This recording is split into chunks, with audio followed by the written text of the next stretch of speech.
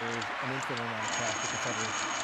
There is an infinite amount of cash at the Federal Reserve. There is an infinite amount of cash at the Federal Reserve.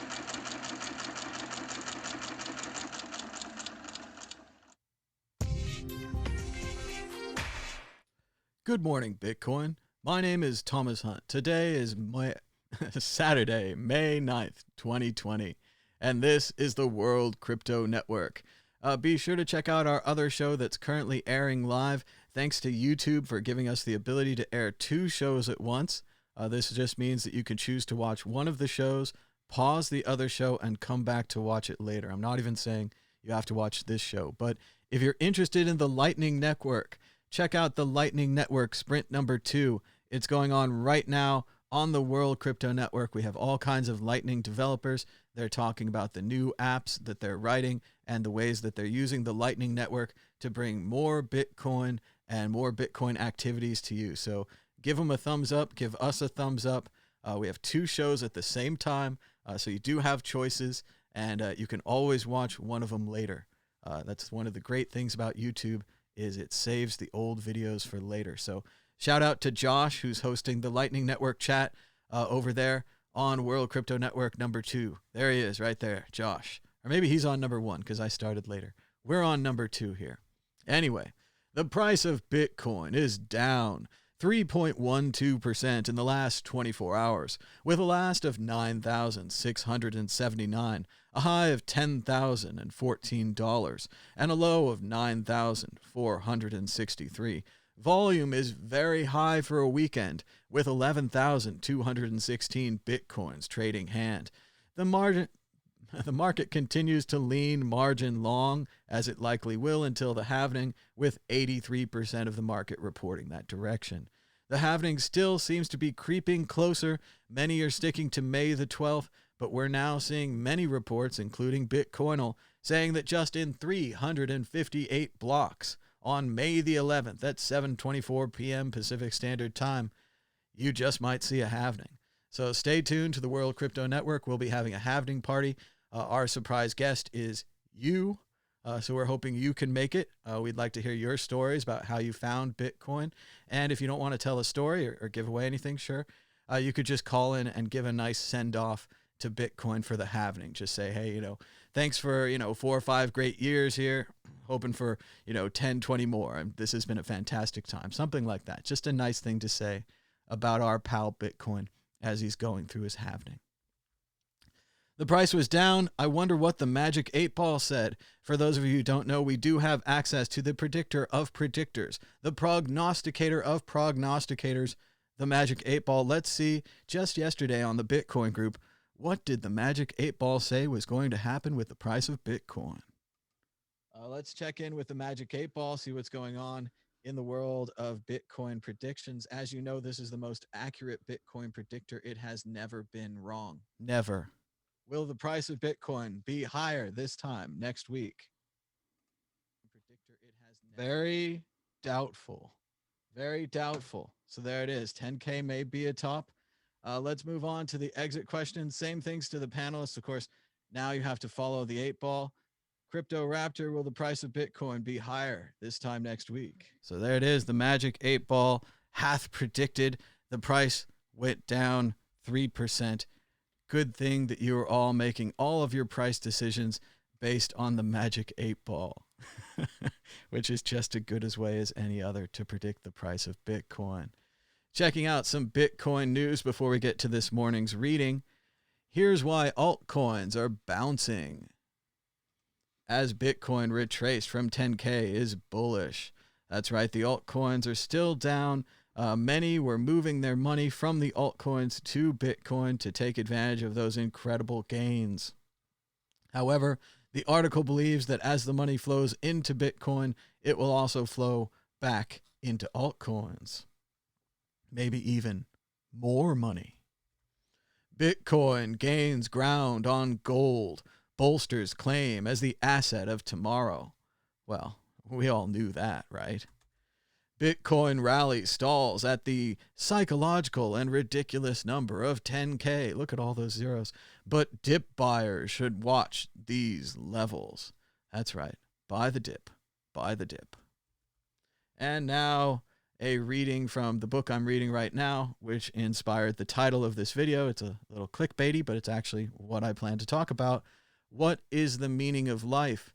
This is a reading, and I'm going to read kind of segments. I'm going to skip around. These are the parts that I highlighted. I definitely suggest everyone should read this book in its entirety. It's called Man's Search for Meaning. It's in 1946 by Viktor Frankl, and he chronicles his experiences as a prisoner of war, or a prisoner just in general, of the Nazi concentration camps during World War II. He also describes his psychotherapeutic method, which, as it says here, involved identifying a purpose in life to feel positive about, then immersively imagining that outcome. And that's what I'm here to talk to you about today. He calls it logos therapy. Logos, it means meaning, right? It doesn't just mean the word. It actually means meaning. So let's think of it without the Latin as meaning therapy, that your life needs to have some kind of a positive meaning. And here's Viktor Frankl himself from Man's Search for Meaning. Everyone has its own specific vocation or mission in life to carry out a concrete assignment which demands fulfillment. Therein, he cannot be replaced, nor can his life be repeated. Thus, everyone's task is as unique as his specific opportunity to implement it. And I kind of talked about this a little bit yesterday, or the last time we did the show, when we talked about the uniqueness of user input. And I know it's a stupid computer science thing, but if you get into Paint and you draw some kind of crazy triangle, the computer could have never predicted that you would have drawn that crazy triangle. It's your uniqueness that you're adding to the computer. And computers can do a lot of things, and they're going to do a lot more things in the future. But as try as they might, they're only going to be able to mimic that uniqueness. They might be able to have some randomness or have some chaos that makes you think that they're similarly unique. But the actual uniqueness comes from you.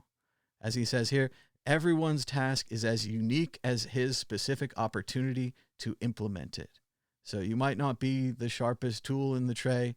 You might not be the biggest guy or the cutest girl or whatever, but you have a unique opportunity.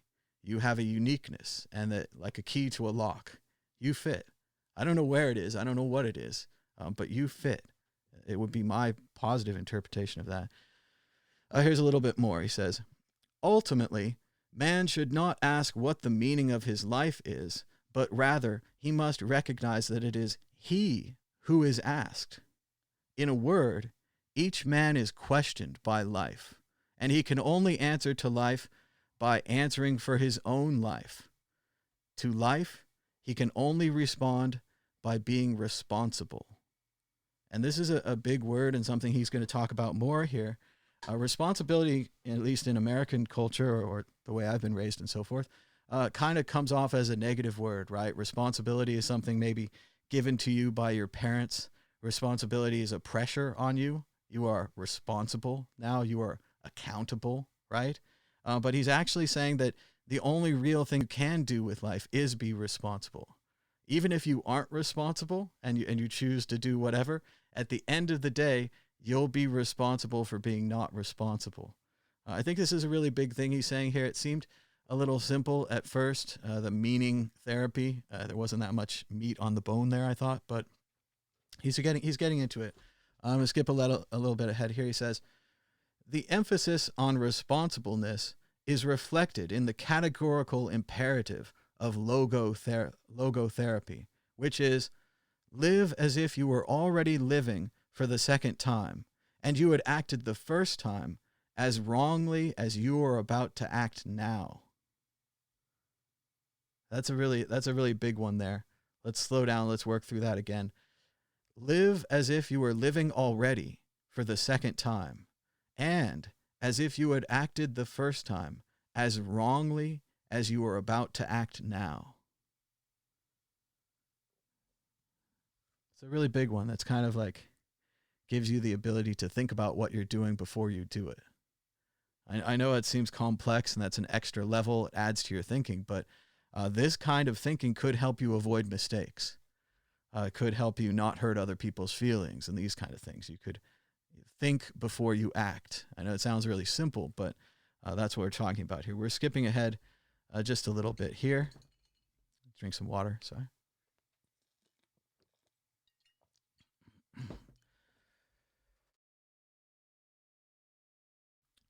He says here, to put it figuratively, the role played by a logotherapist is that of an eye specialist rather than that of a painter. A painter tries to convey to us a picture of the world as he sees it. An ophthalmologist tries to enable us to see the world as it really is. The logotherapist's role consists of widening and broadening the visual field of the patient so that the whole spectrum of potential meaning becomes conscious and visible to him. So he's seeing his role as a therapist as more of a guide, more of a person that's trying to fix your eyesight rather than a painter that's displaying an already finished painting to you. I think this again talks about the direct and the inner meaning of logotherapy, that it's only you that can find the meaning. It's only you that can be responsible for the meaning. And even if you want to be irresponsible, we all know not making the choice is the same as making a choice, right? There's no neutrality, just means you didn't choose one way or the other. Things are still going to happen. We're going to skip ahead just a little bit more. This next section is called The Meaning of Love. And he's talking about the experience of ultimate togetherness that's called love. And he's talking about several of his clients that he's trying to help in his psychotherapy practice here. And of course, it's after the war now, and he's been released from the concentration camp, and as have many of his other fellow prisoners. And he describes here a situation with one of them who came to him for help. And he had outlived his wife, so he's having a lot of trouble dealing with that. Here's what Viktor Frankl, Dr. Frankl, said to him. Excuse me. What would have happened, doctor, if you had died first and your wife would have had to survive you? Oh, he said, for her, this would have been terrible. How she would have suffered. Whereupon I replied, you see, doctor, such a suffering has been spared her, and it was you who have spared her this suffering, to be sure, at the price that you now have to survive and mourn her. He said no word, but shook my hand and calmly left my office.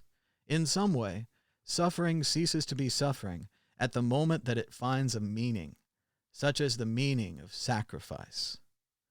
Skipping a little bit, he says, but in that moment, he says, of course, this was no therapy in the proper sense, since first, his despair was no disease, and second, I could not change his fate. I could not revive his wife. But in that moment, I did succeed in changing his attitude towards his unalterable fate, insomuch as from that time on, he could at least see a meaning in his suffering. It is one of the basic tenets of logotherapy that a man's main concern is not to gain pleasure or avoid pain, but rather to see a meaning in his life. I think that's a big one right there at the end. A lot of people just assume that we're gaining pleasure, we're avoiding pain. It's very simple. It's very animalistic, if you really want to go into it. But right here, Frankl is talking about a higher purpose. He's talking about people seeking meaning in their life. It's kind of a politically correct thing, but as a side note, let's understand Frankl's using he here. That's the simplest way to do it. This is a book from 1946. But we can assume that this also applies to women as well. Let's be frank. Let's move on to some more quotes. He had a doctor at the University of Georgia who reviewed his article about logotherapy, saying that our current mental hygiene philosophy stresses the idea that people ought to be happy, that unhappiness is a symptom of maladjustment. Such a value system might be responsible for the fact that the burden of unavoidable unhappiness is increased by unhappiness about being unhappy. This is another big quote. I think we're going to have to go back and unpack it here just a little bit. He says, such a value system, the always happy value system, might be responsible for the fact that the burden of unavoidable unhappiness is increased by unhappiness about being unhappy. And through a lot of this section, he's talking, obviously, the example of the doctor who lost his wife in the Holocaust, other people who have had unbelievable losses, where things have changed. People with terminal diseases, things that it's very difficult to be happy if you know there's a time limit, and certainly there's a time limit on everybody, but there's a tighter time limit on them. And he says that their unhappiness, which is kind of understandable, right? This is unavoidable unhappiness, is increased by unhappiness about being unhappy. So as much as they're in a bad position, their bad position is made worse by our always happy attempts. What the doctor suggests, and they're talking about logotherapy here, she says that logotherapy may help counteract certain unhealthy trends in the present-day culture of the United States, where the incurable sufferer is given very little opportunity to be proud of his suffering and to consider it ennobling rather than degrading. I really think he's on to something here. I don't think that we give people in these type positions the ability to be proud and to celebrate their suffering, and yet, that's what they have. This would give them purpose. As he says here, a couple pages later, in other words, life's meaning is an unconditional one, for it even includes the potential meaning of unavoidable suffering. Let me recall that which was perhaps the deepest experience I had in the concentration camp. The odds of surviving the camp were no more than 1 in 28, as can easily be verified by exact statistics. It did not even seem possible, let alone probable, that the manuscript of my first book, which I had hidden in my coat when I arrived at Auschwitz, would ever be rescued. Thus, I had to undergo and overcome the loss of my mental child, and now it seemed as if nothing and no one would survive me, neither a physical nor a mental child of my own. So I found myself confronted with the question of whether under such circumstances my life was ultimately void of any meaning. It's interesting, having lost both his physical and his mental children and his ability to pass on anything, he wonders if there is no meaning. Skipping ahead, he says, talking about some of his comrades and their views of the future, their question was, will we survive the camp? For, if not, all this suffering has no meaning. The question which beset me was, has all this suffering, this dying around us, a meaning? For if not, then ultimately there would be no meaning to survival. For a life whose meaning depends upon such a happenstance as to whether one escapes or not, ultimately would not be worth living at all. And I think this is another very important section and something worth reading twice and breaking down. What he's saying is, if you were in the camps and you were watching all the horrors and the people dying around you, and you thought because it wasn't witnessed or because it wasn't celebrated or because it wasn't understood or it wasn't even really even known about at the time, that it had no meaning. And what he's saying here is that all this suffering, this dying around us, a meaning. For if not, then ultimately there would be no meaning to survival. If this doesn't mean something, nothing outside does either, is what he's saying. For a life whose meaning depends on such a happenstance as to whether one escapes or not, ultimately would not be worth living at all. So you have to have a strong enough meaning that it still works if you're in a camp. Your meaning is not something they can take away from you. They may limit your ability to expand your meaning, saying if perhaps Dr. Frankl's meaning was to help people through psychoanalysis, he couldn't do that very much in the camps. It wasn't a very big option for him.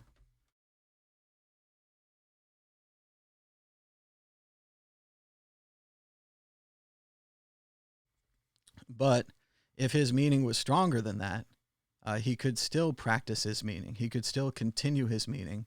And especially when you get out of the camp, your meaning still has to be there. Your meaning has to be strong enough to survive. He goes through a little bit more here with the therapy of some of his other clients. One of them was a lady where he asked her to describe herself not at 30, but instead at 80 and lying on her deathbed. You're looking back on your life, which was childless, but full of financial success and social prestige. And he asked her to tell him about it.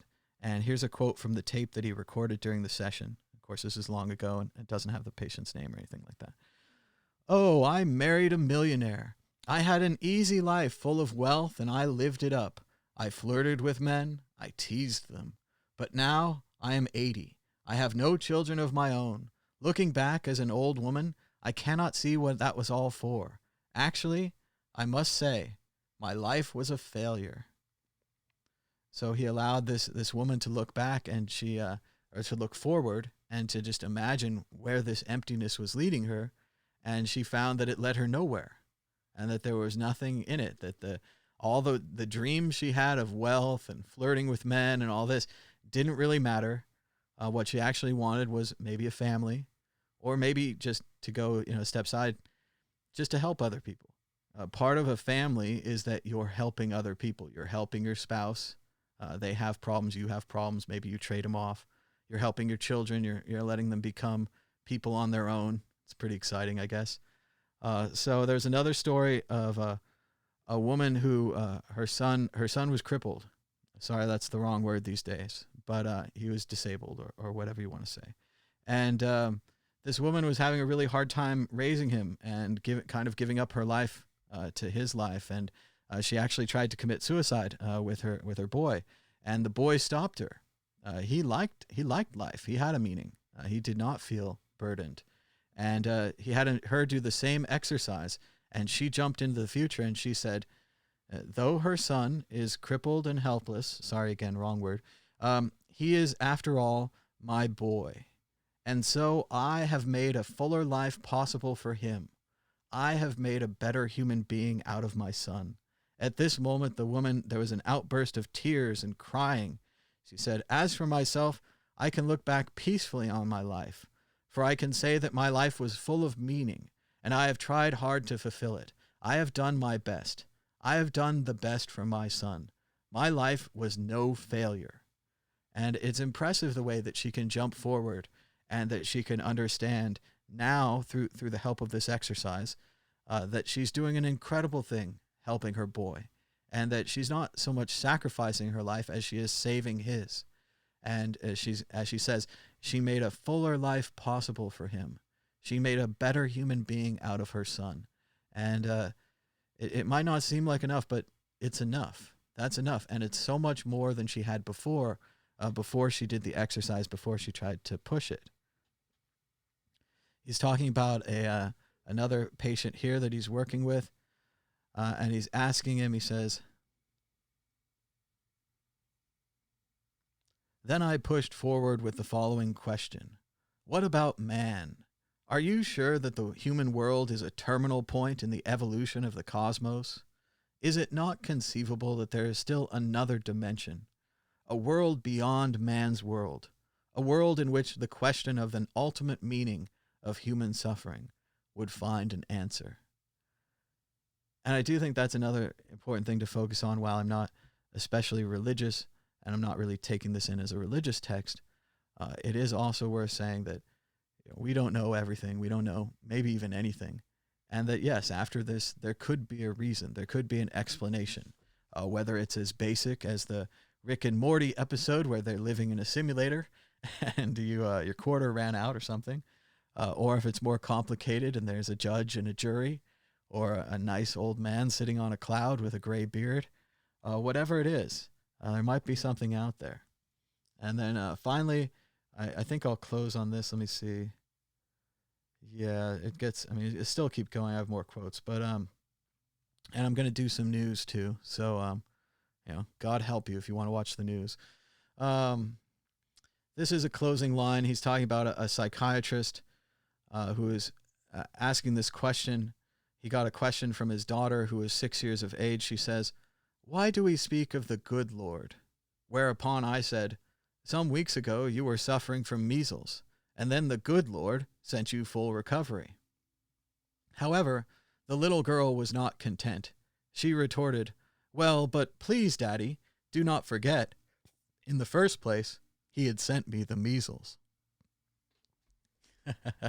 And I just thought that was a clever piece of dialogue. And I'm not surprised that it showed up pretty much verbatim in Ricky Gervais's great movie, The Invention of Lying. So check out The Invention of Lying by Ricky Gervais.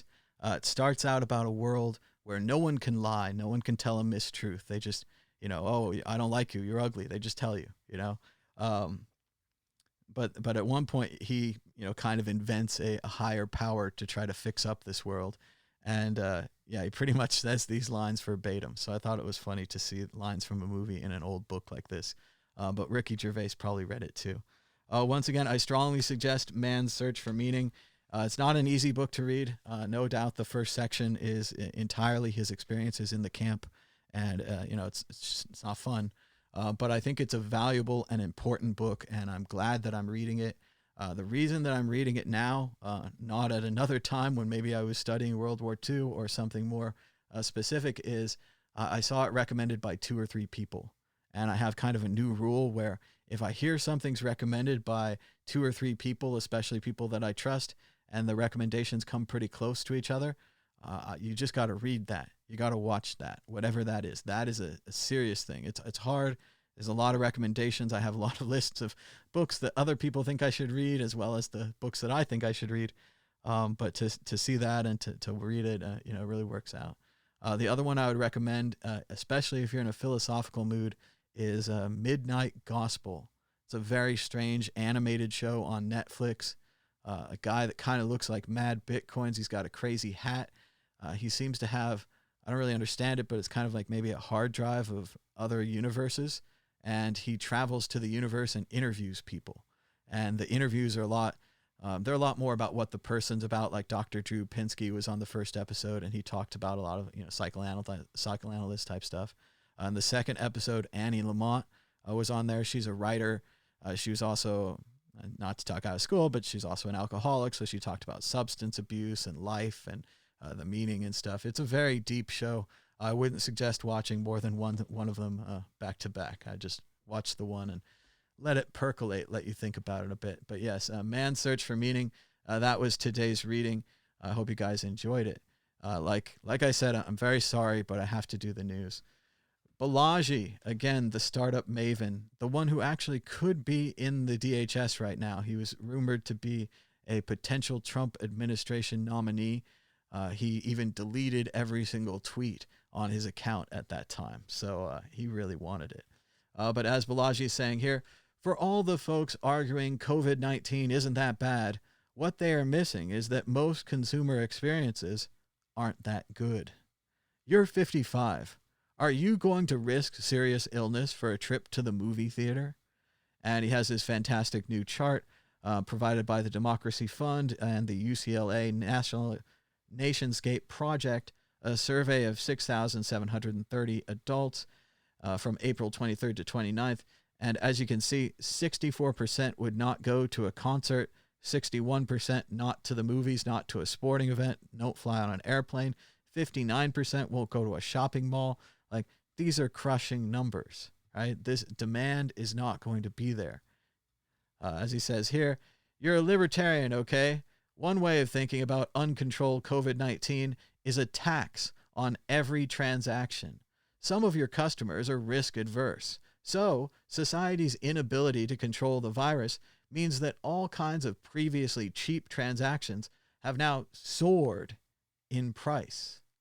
So think about it from a monetary standpoint, if you can't think about it from another standpoint. As he says, think about this as a health outage, like a power outage. Our society is explicitly premised on the presence of electrical power and implicitly premised on low risk of serious infection disease. When the health goes out, some businesses don't work. And he lists just a few examples: retail, travel, hotel, restaurants, bars, concerts, sharing economy, large crowds of any kind. Just like a power outage, health is needed for these sectors to function. So let's see. Next slide. Policy-wise, other countries have controlled corona. That may yield the best long-run health and economic outcomes. But the U.S. isn't implementing ideal policy. It's reopening in highly variable ways. What then?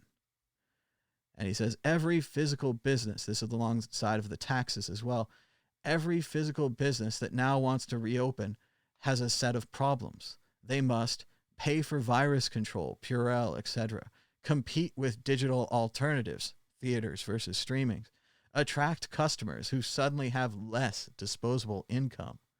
That's a huge new set of costs. It's a different world that we're living in now. Things have changed.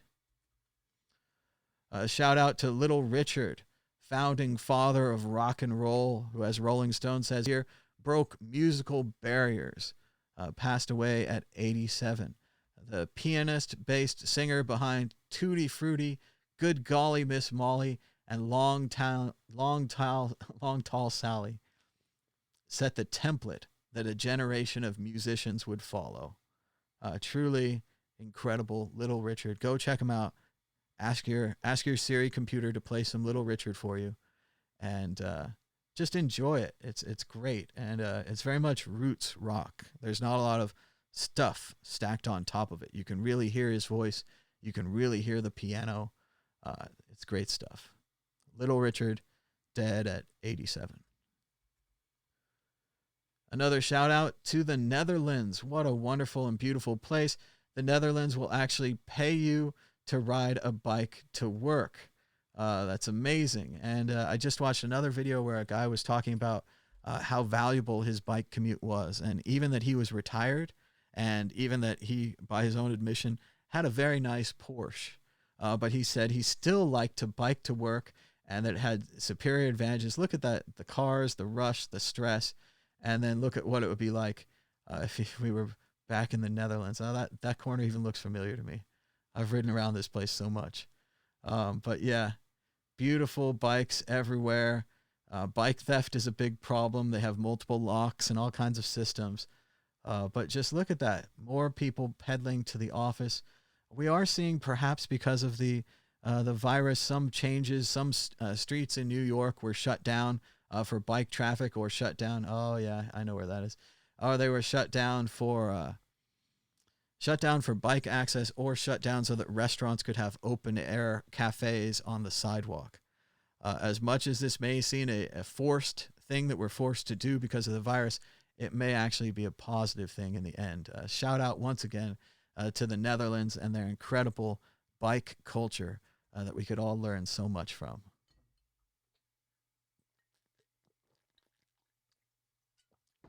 I just thought this was a super funny GIF.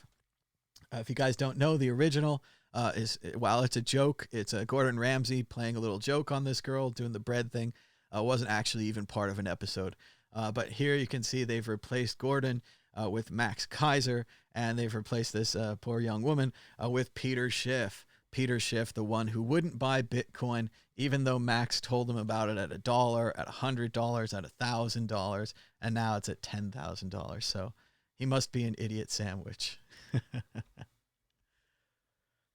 Oh, bad news for Abbott Pharmaceuticals. The coronavirus test from Abbott that's been in use in the White House for weeks now is one of the least accurate tests out there. It's got a 15% false negative rate. So just to refresh the scientific language here, false negative means that you really have coronavirus, but the test says you don't. 15% of the time. So 85% of the time it works. That's like a B. That's a B. Solid B. And this is the little machine that the president showed off that he was so proud of, and he stood next to like Vanna White and he pointed at and stuff. Yeah, that's the one. Speaking of the White House, coronavirus outbreak at the White House. 11 Secret Service members are actively infected. 23 Secret Service members have recovered. 60 Secret Service members are self-quarantining. The president's valet, not just the person who parks him his cars, but the person who brings him his meals, acts as kind of his body man, also has the coronavirus. The vice president's press secretary, who happens to be married to Stephen Miller, the man who hates immigrants, and also works directly for the president, his wife has the coronavirus, and so does Ivanka Trump's personal assistant. So whether or not you believe in the coronavirus, whether or not you think reopening the country is a good idea, the virus doesn't care. The virus just wants to spread to more people. If you're near people, and especially if you're not wearing a mask, you are more than capable of spreading the virus. And we've got a good example of what that looks like. In South Korea, a 29-year-old tested positive. Turns out he went to 3 nightclubs not wearing a mask. They say that this one man has infected as many as 18 people. 1 to 18 after 3 nightclubs. And South Korea is now going to trace up to 1,500 contacts to try to find all the people that he had contact with. They've even slowed their reopening. They were ready to reopen, and they've slowed it because of one man without a mask infecting 18 people, perhaps leading to 1,500 other people infected. You can see how it quickly gets out of control and spirals right up to 59,000. So it's not about you. It's about the people you will infect. You're wearing a mask to protect other people, and most importantly, to kill this motherfucking virus. The virus is the enemy. Your feelings, your political views, the virus doesn't care. Look at this. They thought they were safe because their building was pretty and white and old. They were wrong. And meanwhile, I'm not a big fan of Boy Maddow, but he nailed him here. He says, they try to prevent President Trump and Vice President Pence from getting sick by implementing an incredibly robust testing regime. The Trump administration does have a plan, and they're implementing it right in front of us. They're just applying it for 2 people. And it was incredibly interesting with these new Secret Service and other people within the White House getting the coronavirus to hear that the president and everyone that he meets and works with and comes in contact with is being tested almost every day, whereas you, as a normal worker, are just supposed to go back to work. This doesn't make any sense. Andrew Yang writes in saying, the economic recovery will not be like a rocket ship. It will be more like a truck in the mud. Congress should take dramatic action immediately to put money into people's hands and shore up jobs. The country is sinking into the mud quickly. And Andrew Yang's, of course, right here. His idea of universal basic income has been brought up as one of the only real ways out of this. As I've been saying, the United States is about to reopen our country and get everyone reinfected so we can have a whole second wave that's worse than the first. Just like Herman's Hermits. Second course, worse than the first. But yeah, we're going to do that because we're impatient and we can't stay inside a few more weeks or a few more months. Certainly, we have tons of the ability to print money. There is an infinite amount of cash at the Federal Reserve. It's freaking infinite. And we could print money for a couple more months. We could stay inside and we could kill this virus. Instead, we're going to reinfect everybody and we're going to have to spend even more time inside. It's that whole thing where you're too impatient and you can't wait for the thing to be over. So you don't wait for it to be over. You go out there, you get reinfected, you get it again. And now it lasts even longer. So yes, you pay for your lack of patience.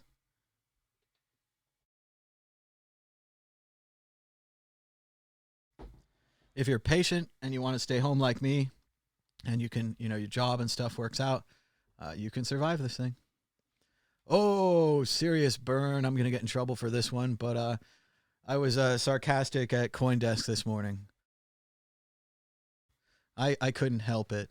So here it is. I said, CoinDesk has this whole thing about what started with Bitcoin 11 years ago has given rise to experiments and breakthroughs.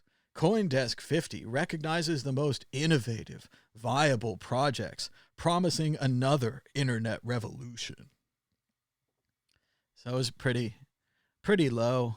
I just didn't think it was that great. It really seemed like they were another one of these, like Bitcoin Magazine coming back to Bitcoin and Bitcoin.com and the Bitcoin Twitter handle. All these people who could have just stuck with Bitcoin the whole time, now suddenly coming back to it. And it was another time where they can say, hey, yeah, we're very Bitcoin. But look at these 50 incredible things. So I had no choice but to lambast them and be sarcastic and satirical, which isn't going to help me get jobs anywhere. But here it is. I thought it was funny.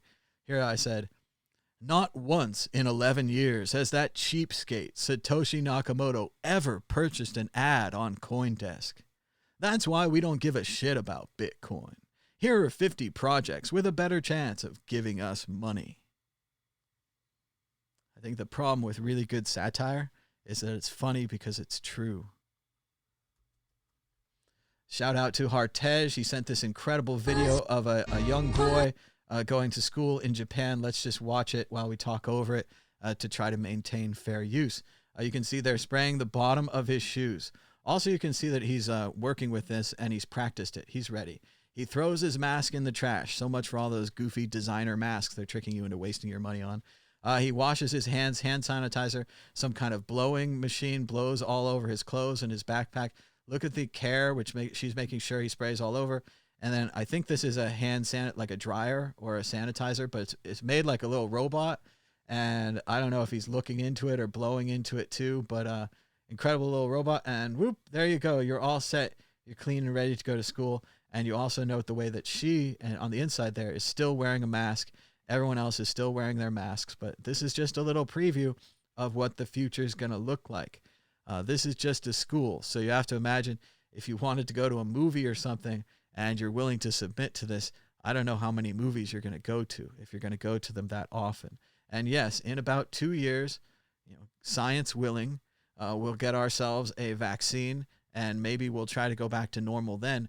But even then, a lot of that new normal is going to be about preventing this from happening again. So it's not going to be, it's going to be a while. Shout out to George Takei, again, telling the truth here. George says, of course, Sulu from Star Trek, he says, I could do his voice. I could try. Okay. I didn't spend my childhood in barbed wire, enclosed in internment camps, so I could listen to grown adults today cry oppression because they have to wear a mask at Costco. Oh, I love George Takei. He's so great. Not just the voice, but he's a hell of a nice guy too, I imagine. But yeah, he nails it here. And yes, George Takei was in the American internment camps of the Japanese during World War II. So yes, things could be worse. You could just watch TV all day right now. It's not that bad. I got a big bag of rice. I could live pretty long on that. But things could definitely be worse. We're still struggling through the news here. Trying not to be political, but again, the virus is what the virus is. So shout out to the 19 people who are sticking with us and learning about the news today.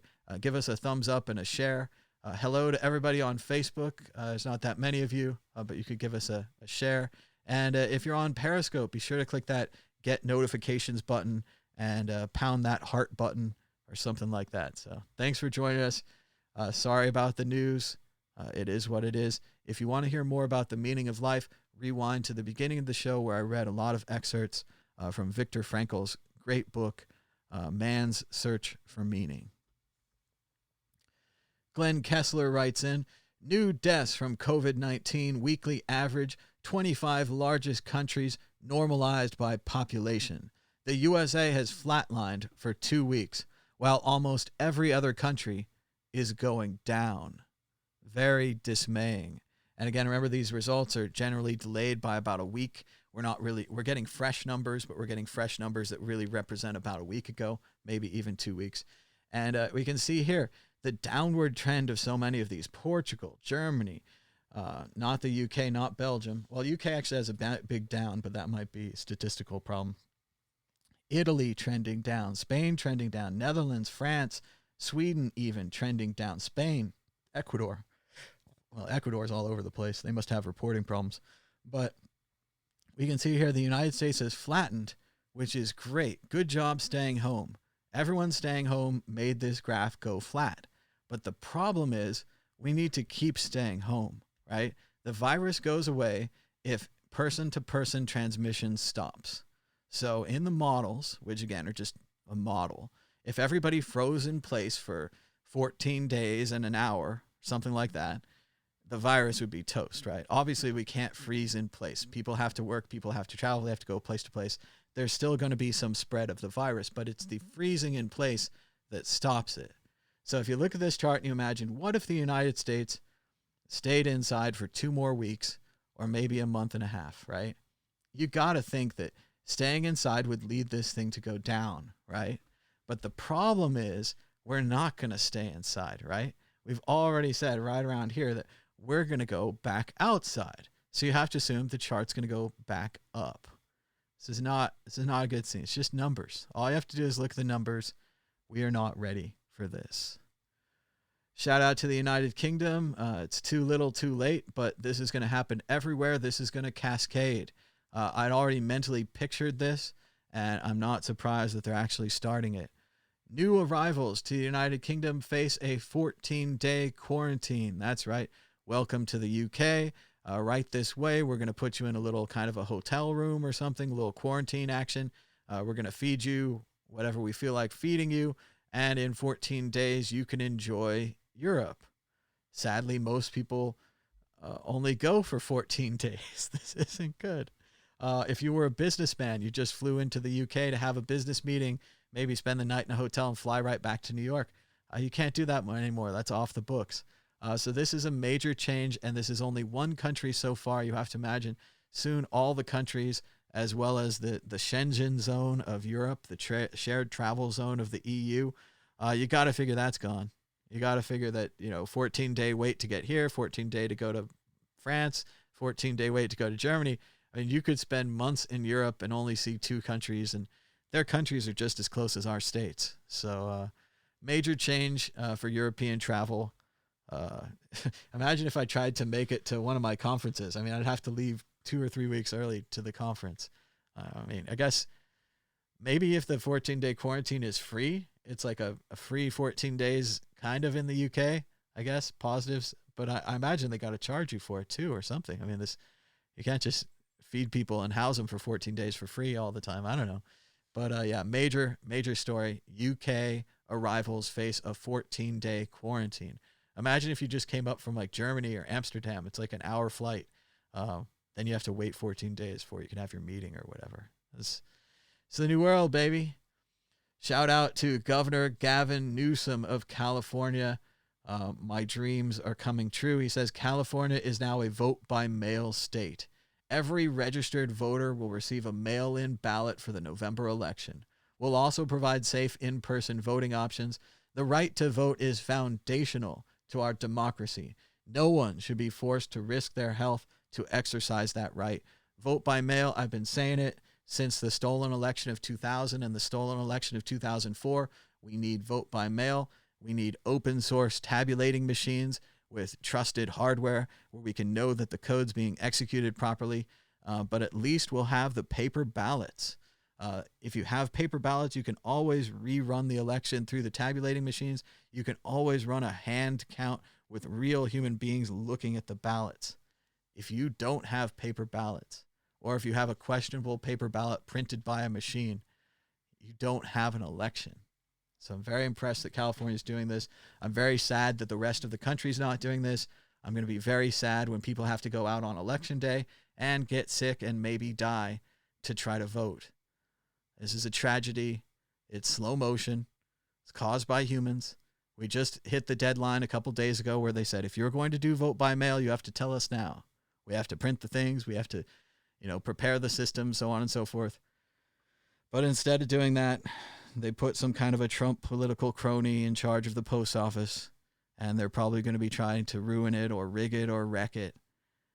And it's sad because this is the foundation of democracy. And if you believe that we're really having a conversation about ideas and that one side is debating with the other side about ideas, then we go to vote, then you should believe like I do that all those votes should be counted and that everyone should be able to vote and that that's democracy. And the way it turns out is the way it turns out. But that's not what one side thinks. Remember the huge anti-stay-at-home protest in Wisconsin? 72 people have now tested positive after indicating that they attended a large event. It's hard to think of many others. So there it is right there. 72 of the protesters who thought, for reasons I can't understand, that they were stronger than the virus.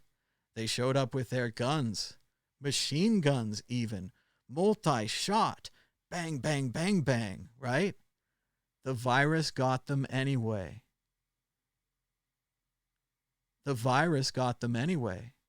Your guns don't protect you from the virus. Shout out to Dr. Jason Johnson, who says, we hear stories about the coronavirus causing blood clots and strokes that kill or cripple. My colleague had so many clots in his lungs that it damaged his critical tissue. His lung capacity has been reduced by 30%, and he's in his early 40s. There's no cure for that. So maybe you don't die. Maybe you just wheeze for the rest of your life. How does that sound? You can't breathe? Got to carry around an oxygen machine? I'm sure glad I went to that protest. I'm sure I went outside to watch a movie I could have downloaded on streaming. I just had to get my hair cut. Clippers are so hard to use. Oh, my roots were showing. Oh, no.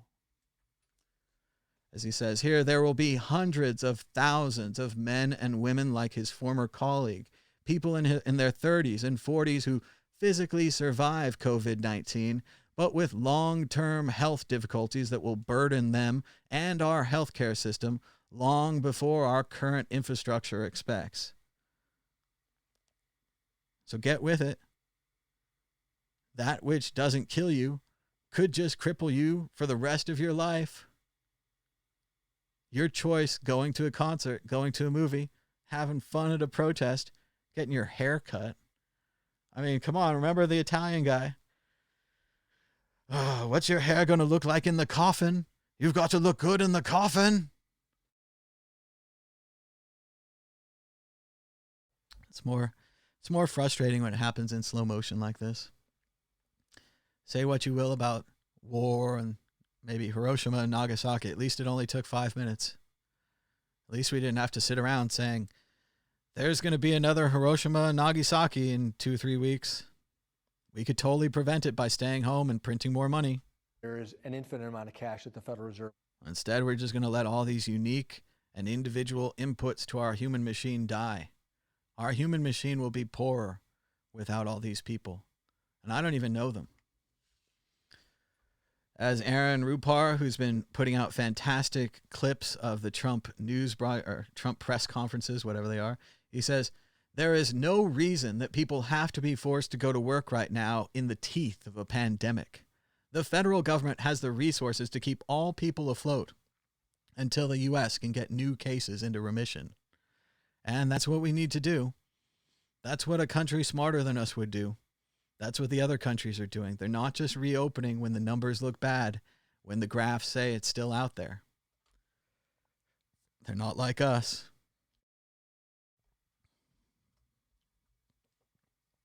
Meanwhile, the National Basketball Association continues to lead the world. As Commissioner, perhaps President Silver says here, until there's a vaccine or some cocktail preventing people from dying from the virus, we are going to be dealing with this collectively. The ultimate issue is how much risk we're all comfortable with taking. And unlike the American people who have no chance of surviving this, the Basketball Association has been sitting down with their people and discussing various options. It's as if the basketball players are a part of the National Basketball Association, and the National Basketball Association benefits by them being alive and being able to play basketball. It's almost as if you think the American workers would be a part of the American system, and that we would need those workers to be alive so that the system could run. But we don't do that. So they had a respectful meeting. They had an audio call. They talked about the various options that James D'Angelo recommended to you right here on this show over a month ago. Escape pods. They're considering taking one end of the Las Vegas Strip, completely closing it down, housing the basketball players inside the hotels, and having them go from their hotel to the court, back to the hotel, keeping an entire quarantine system to allow these players to be safe. They're also worried, and this was amazing because they have plenty of money. They can do what they want to do, but they're worried that they don't want to use too many tests to have this plan. They're worried that having a fun game of basketball on TV, so we could all enjoy it, might cost us too many tests, which could cost us first responders and lives. Look at the responsibility being shown by the National Basketball League. I've never been more impressed with President Silver and the work he's doing. And I've been critical of many sports commissioners, especially the ones that don't punish cheating, ban the Houston Astros. But yes, we would be much better off if we were ruled by the NBA, if we were members of the NBA. I envy basketball players who have such care and concern from their employer. Certainly, they're millionaire basketball players. They're in a bit of a different position than perhaps some IT guy, working with a bunch of other IT guys. But we would be much better off. New York Times has a new graph of jobs lost in April. You can see that it pretty much breaks the graph. We've never had any kind of job losses like this before. And again, the Keynesian answer, Bitcoin, we can't just print, but Keynesianism, when they're in a moment of crisis, when they're in a depression, and whether you like it or not, the United States economy is Keynesian, the world's economies are Keynesian. The only ones who really aren't Keynesian right now, I'd say, would be maybe China, if you want to say they're still communist, maybe Cuba, but they're just really struggling. So yes, Keynesianism, There's an infinite amount of cash at the Federal Reserve, is the toolbox that we currently have. If we were all Bitcoin, I wouldn't be saying print more Bitcoin, because that's not possible. But in this situation, you print more money, you pay these people to stay home and not get sick, so we can kill the virus so that we can win. Meanwhile, they just had a briefing yesterday. This is the new press secretary. She's a piece of work. She was on the McLaughlin group once, actually, the post-McLaughlin group, not the real McLaughlin group, but still. And on her way out, this reporter yelled the perfect question at her. He said, "Why did you spend the first part of this briefing talking about Flynn when both the president and the vice president were exposed to coronavirus, and we have historic, really unbelievable, uninflation? Is that really what's at the top of the mind today for the White House?"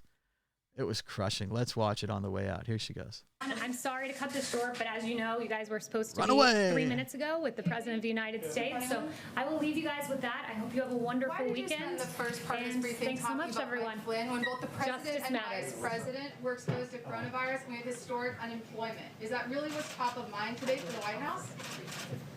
Bam. Bam. I'm sorry to cut this short, but as And you that's, know, again, that's how you set your priorities. They were talking, for reasons I can't understand, about disgraced National Security Advisor Mike Flynn, who pled guilty twice, and yet the Justice Department seems to have dropped the investigation, though he pled guilty twice.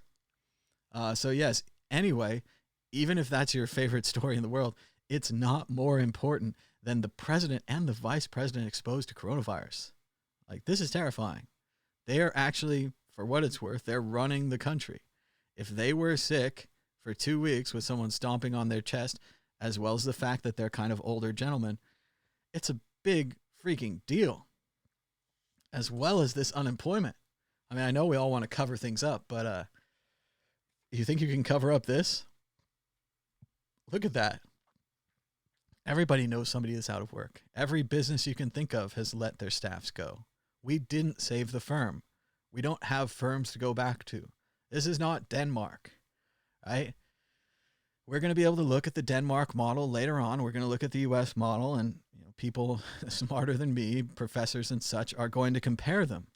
And I'll bet now they're going to find out that the Denmark model of saving the firm worked much better than the United States model of putting everyone on unemployment, then hoping that the businesses come back, question mark, question mark, question mark. Then the unemployment people get jobs again.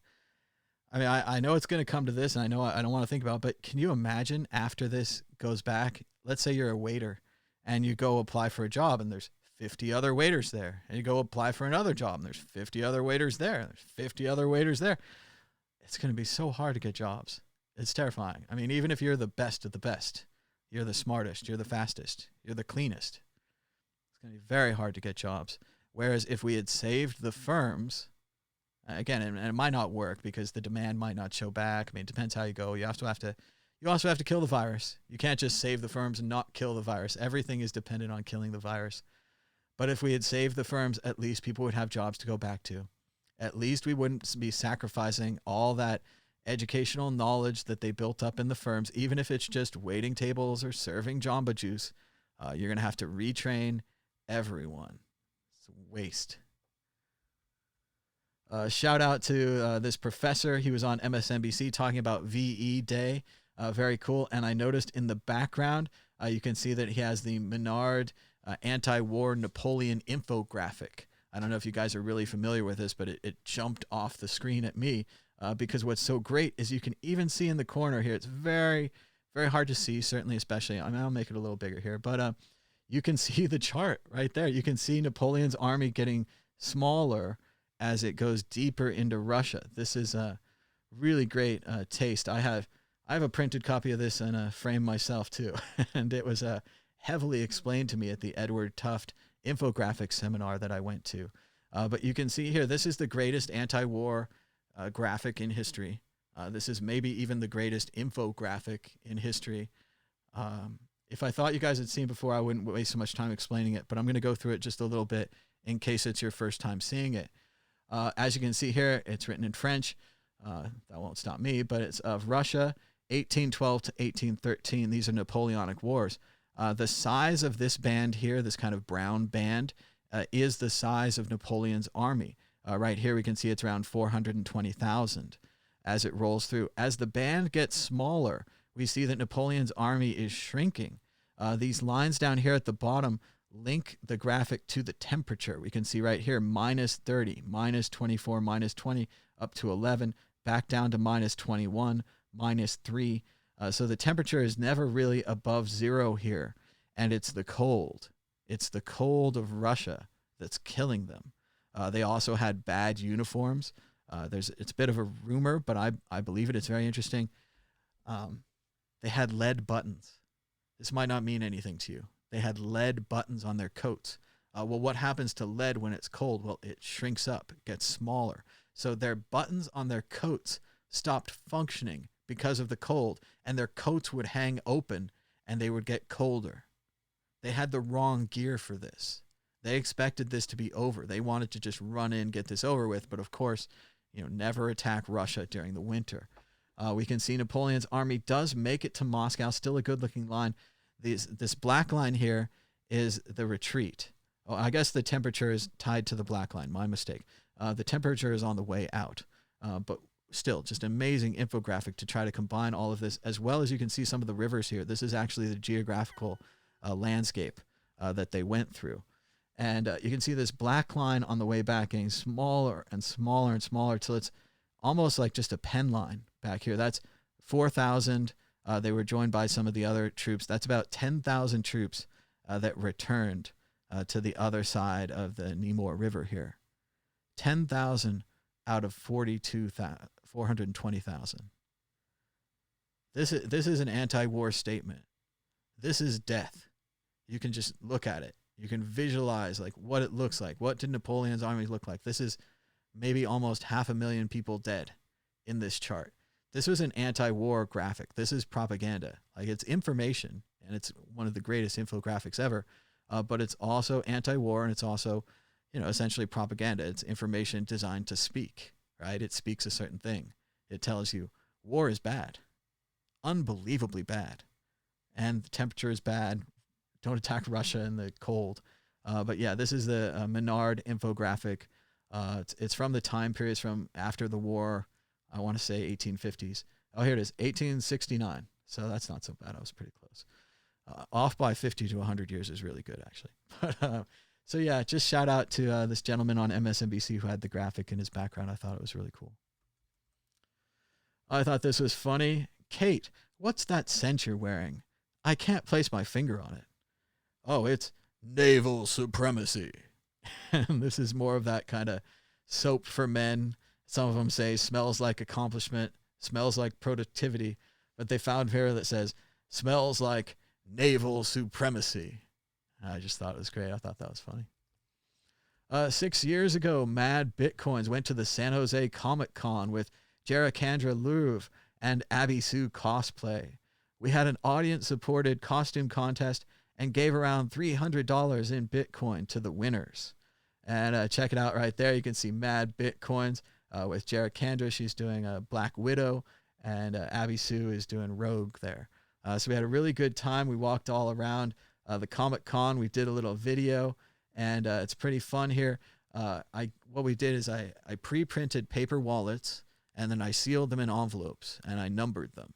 And then I printed out all the QR codes, the public QR codes for those wallets, and I numbered those as well. Then we went to the comic convention, and when we saw people with cool costumes, I'm going to start at the bottom here.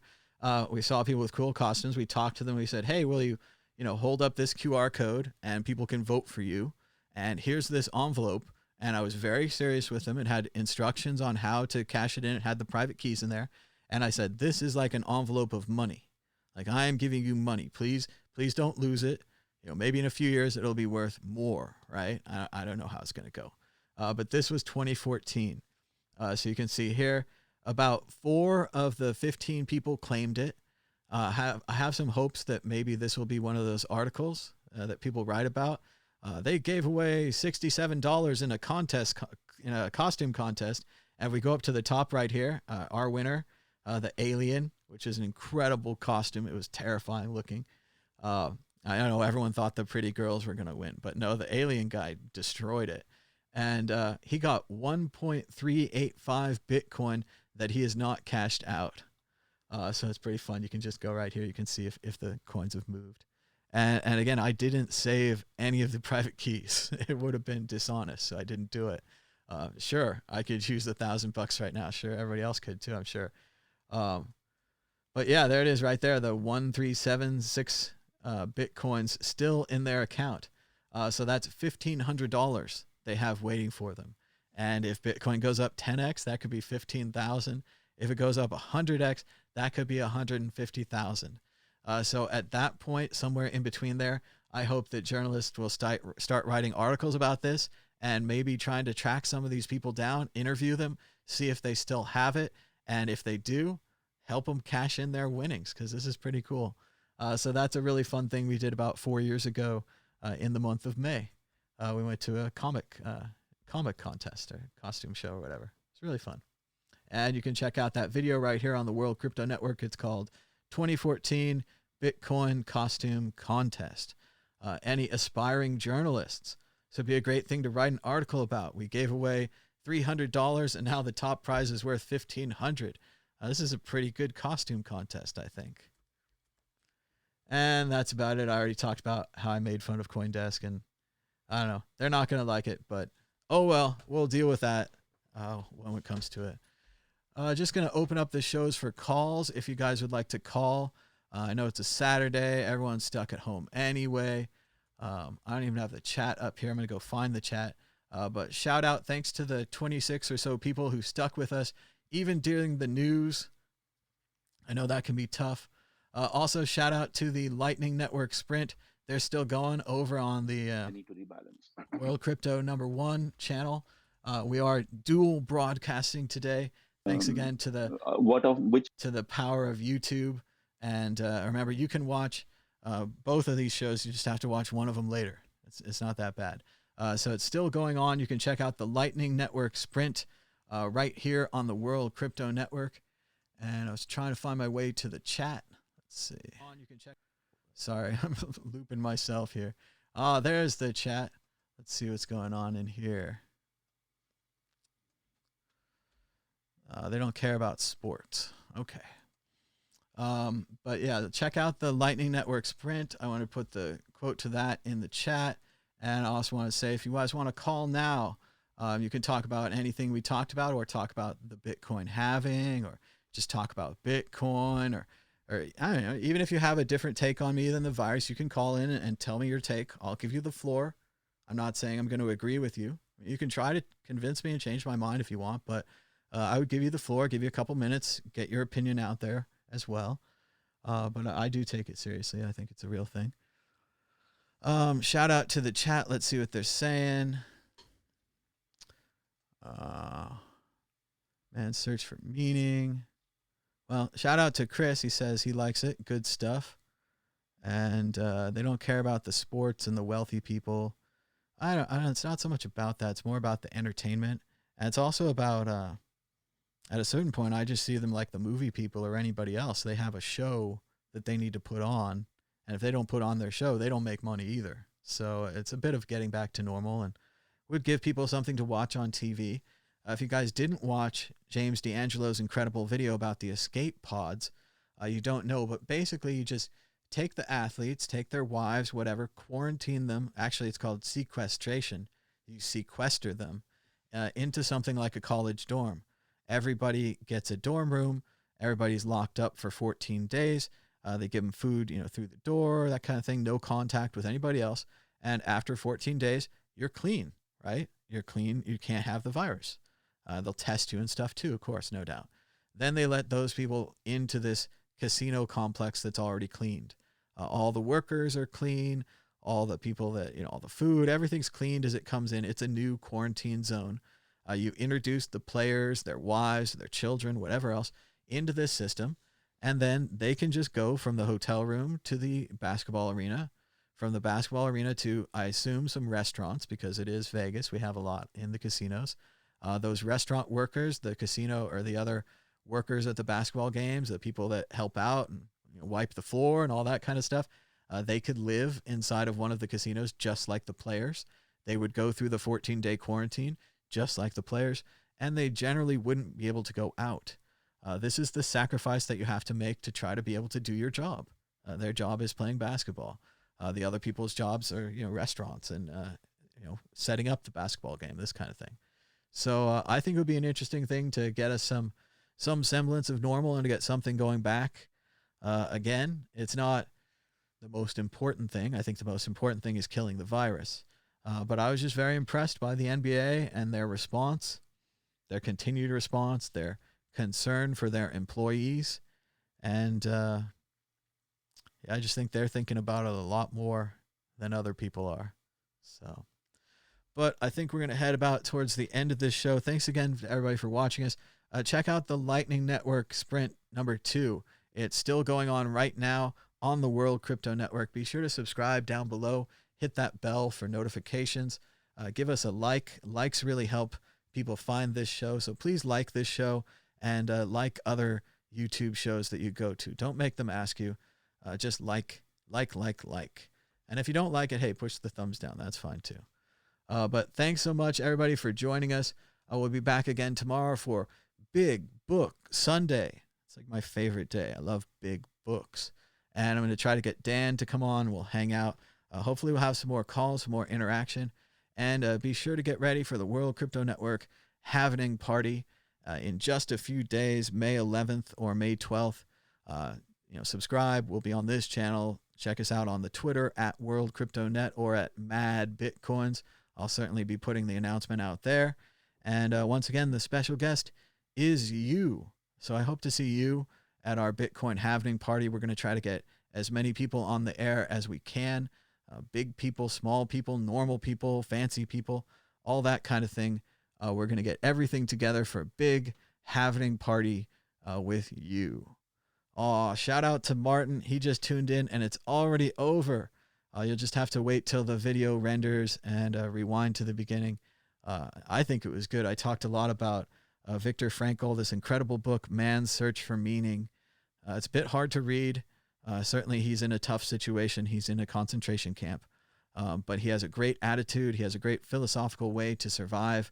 And I think it's akin to what we're going through now. I think we could all learn a lot from his suffering and from his reaction to the suffering. He didn't let it get him down. And he had major suffering. And so do we, and so does everyone. So, but that's about it for this show. Thanks again for joining us. Until next time, bye-bye.